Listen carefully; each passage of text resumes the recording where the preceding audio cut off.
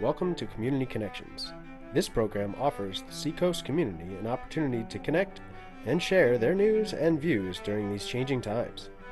Let's see what's happening in our community today. Hey everyone, welcome to Community Connections. This is Roxy Zwicker over at PPM TV.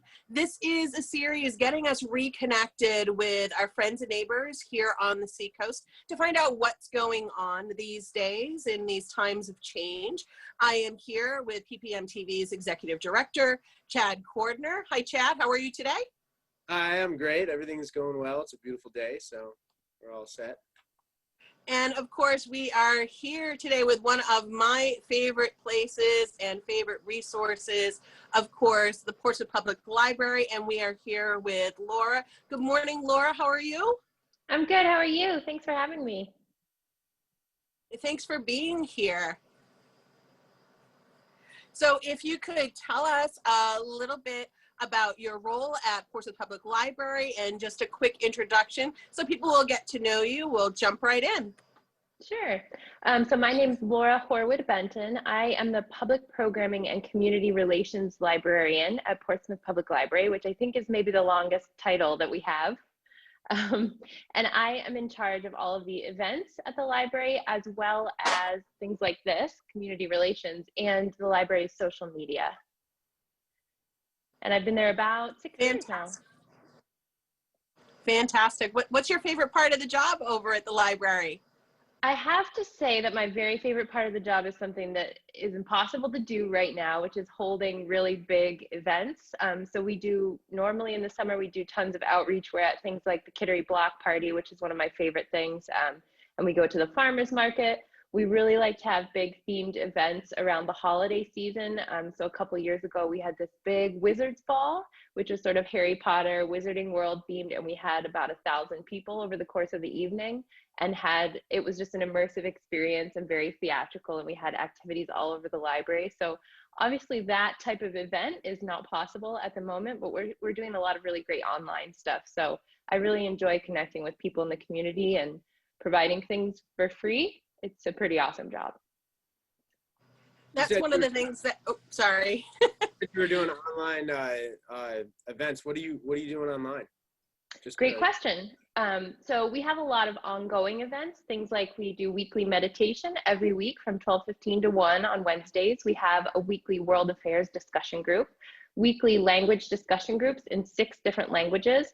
And then we have 9 total monthly book clubs, including one for emerging readers, one for 3rd and 4th graders, 4th and 5th graders, middle schoolers, teenagers who read graphic novels. And then for adults, we have fiction, speculative fiction, which I help run and is one of my favorites, and also a pretty new classics book club. And in September, we're launching an LGBTQ book club.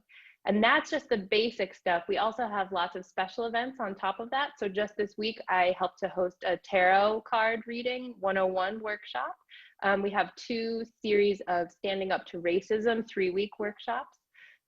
Those are coming up in September and October. We also have monthly genealogy workshops, local history talks. We have 2 of those coming up in September, one on Celia Thaxter and her love of birds, and also one on Levi Woodbury, who's another local personality. And then another one I'm really excited about is a haunted hikes program from an author who wrote a whole book about haunted hikes throughout New Hampshire. So really great sort of ghost stories that you can go on a hike and see sort of like haunted places. And that's on Saturday, September 26th. So a whole different range of things. So online, what are they looking like online? Are you doing them like Zoom? Are they so they're all based on Zoom? Primarily we're on Zoom. Occasionally we've used other programs, but that has been really great for us so far. And one of the things we were worried about is that when we have those sort of more intimate discussion groups, like a book discussion group or a language discussion group, or even we had a series of mindfulness workshops over the summer, we were worried that people wouldn't have that ability to connect with each other. But I think, with the use of video and also breakout rooms on Zoom, that has been possible, and people have made a lot of really important connections even while they're in their homes, which has been great. Yeah, I think Zoom has really helped a lot of people in this time. I mean, totally. Were you guys completely locked down? So you're open right now? We are open for limited services. So right now, the services that we have in the building are computer use, which includes like printer, fax machine, scanner, and study carrel space. So for folks who really need that indoor study space or who need to use our computers, they can make an appointment to do that. Other than that, we are accepting returns and we're offering curbside pickup for books. So one thing we're really focused on now is helping people find the books they want, because we're not yet open for people to browse the shelves again, which is really hard for our library supporters. Do you have an online catalog or anything? Yep, we absolutely do. Everything that we have available, you can search online. And then we actually do, we're really excited about this.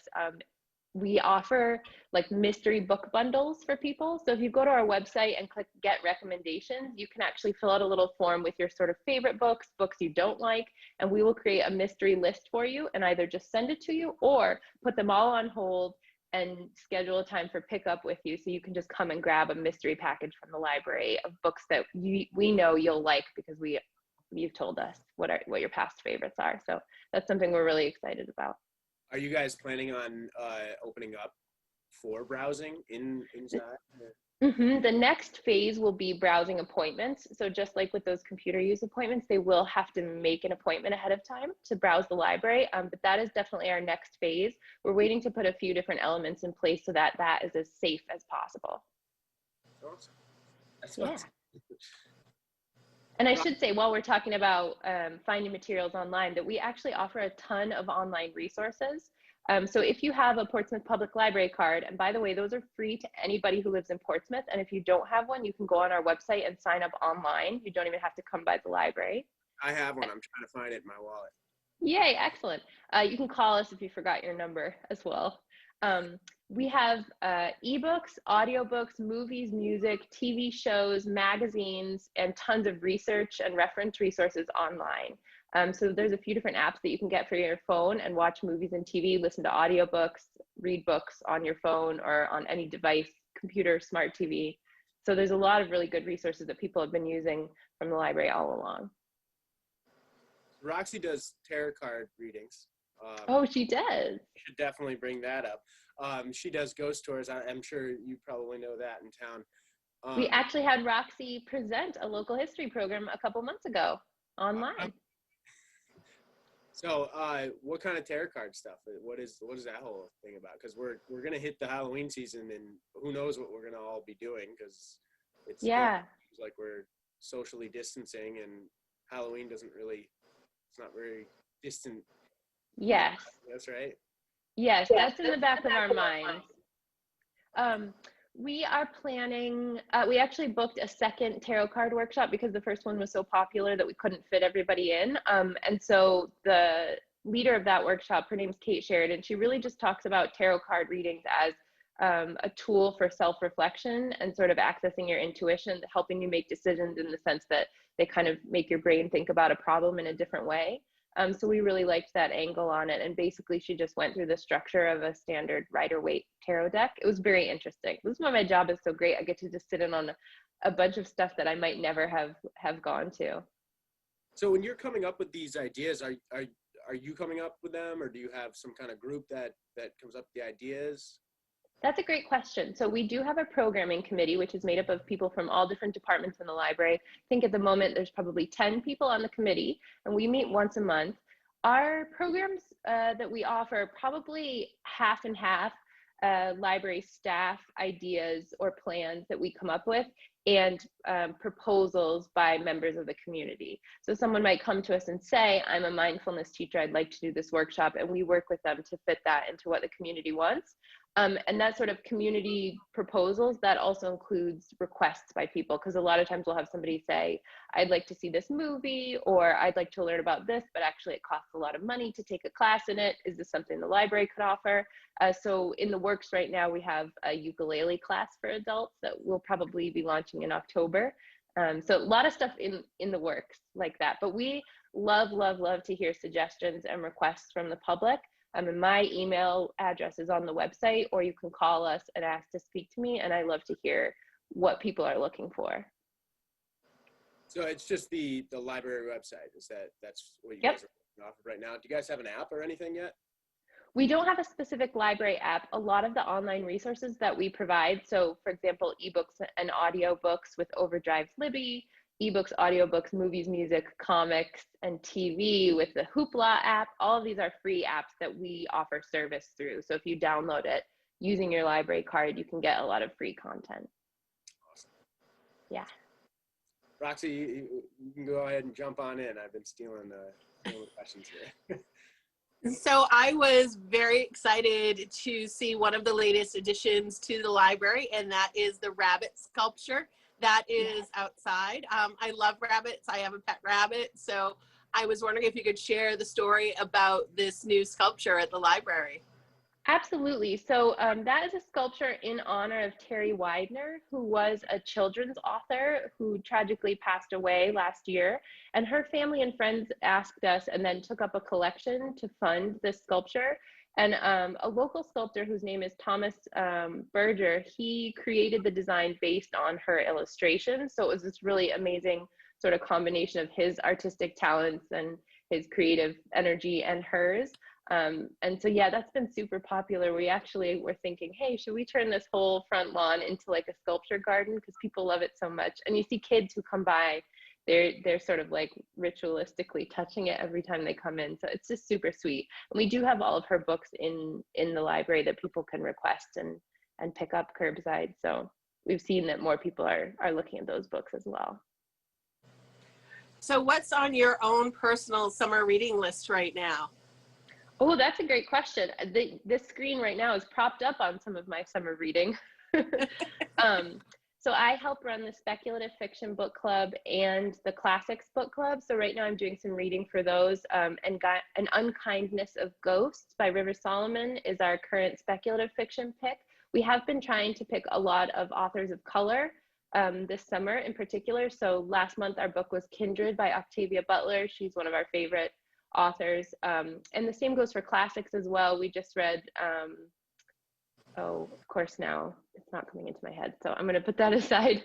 But upcoming, we're reading an E.M. Forrester book. So if you don't know E.M. Forrester, he wrote Room with a View and Howard's End, and he also was gay but was not able to come out during his lifetime. And so one of his best books is called Maurice, and it wasn't published until after his death.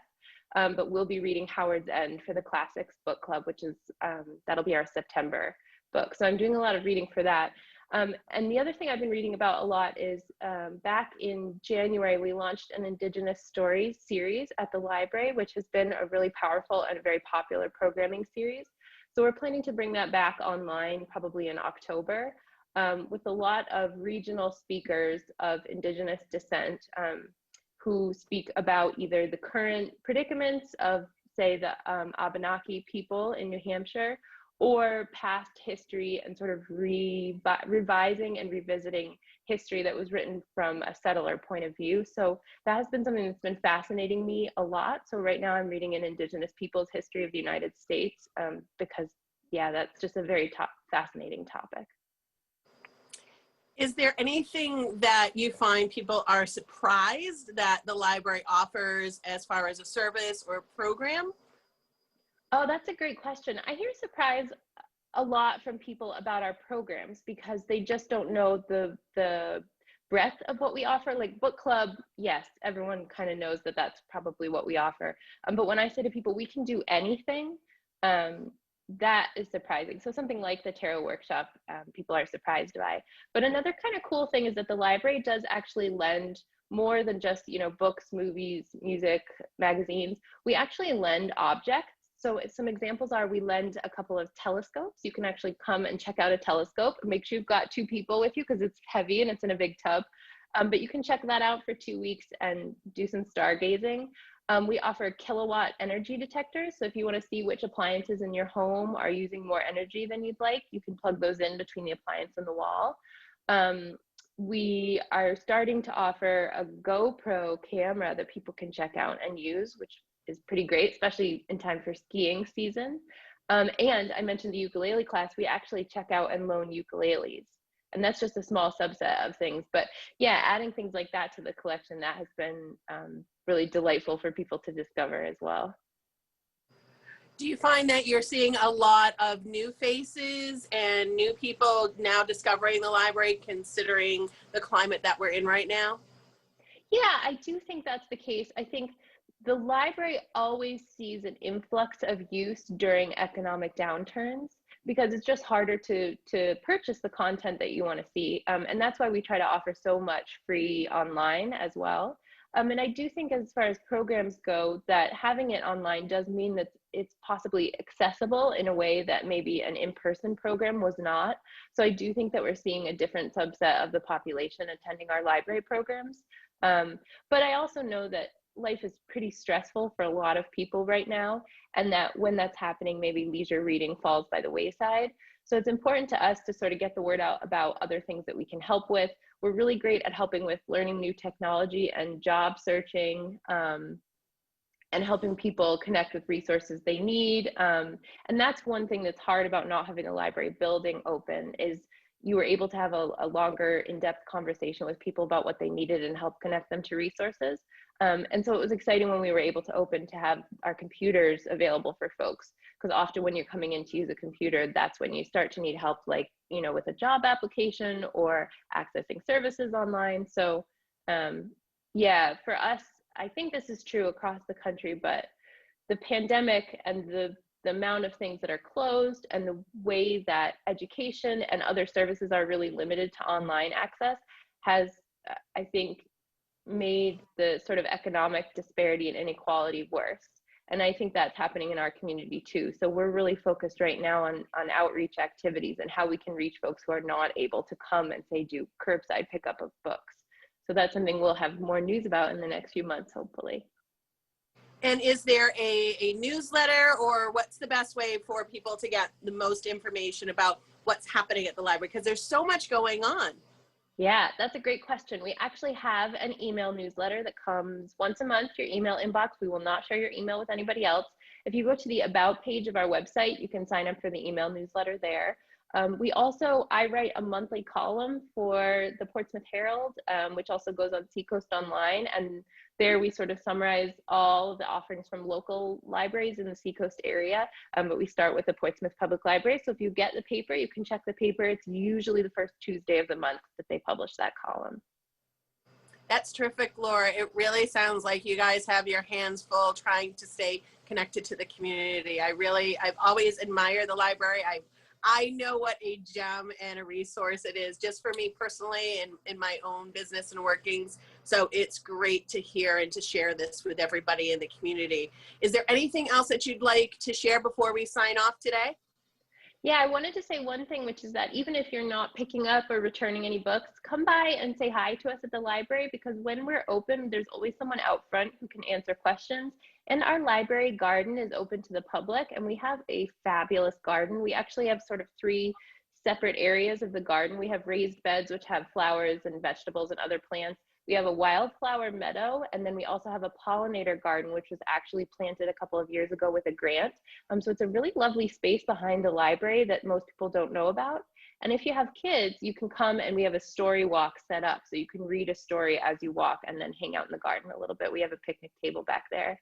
So I always like to tell people about that. Come and check out the library space, even though the building isn't open as usual. Are you guys requiring masks right now? Yes. Great question. Thank you. You are required to wear a mask for any of those library activities, even if it's just doing curbside pickup, and absolutely in the building. And you can see on our website, but we have implemented a lot more stringent sort of disinfecting routines. So we are trying to be extremely careful. And in fact, when people return books, we quarantine them for 3 days before we check them in. So there's a lot of process that goes on. And I think that's the other thing I want to mention, is that if you do come by and say hi, you'll see one person sitting outside, a cart full of books for people to pick up for that hour's pickup time. And you're not going to see how hard my colleagues are working inside. We're running back and forth across the building every hour of every day, answering tons of calls from the public. And so I always like to share with people how hard we're working to make all of these services possible, because I know people are frustrated at the moment. But just know that we miss the public, and we are working really hard for you. That's great. We thank you. Thank you so much for having me. The library. We love the library. So. Oh, that's so I nice. couldn't find my card. I'm a little unhappy about that. Yeah, just call us. We can either issue you a new one or just tell you your card number so you can go online, start reading books. Not at work though. Yeah, no. All right. Well, we thank you for coming on and talking with us, telling us all this information. It's important, and it's good to hear that you guys are doing good over there. Thank you so much, Chad and Roxy. Thanks for having me. All right. We will see you soon over at the library. Hopefully, all right. Or online for renting books. Excellent. Have a good day. Thank you. You too. Thank you, Laura. You too. Bye-bye.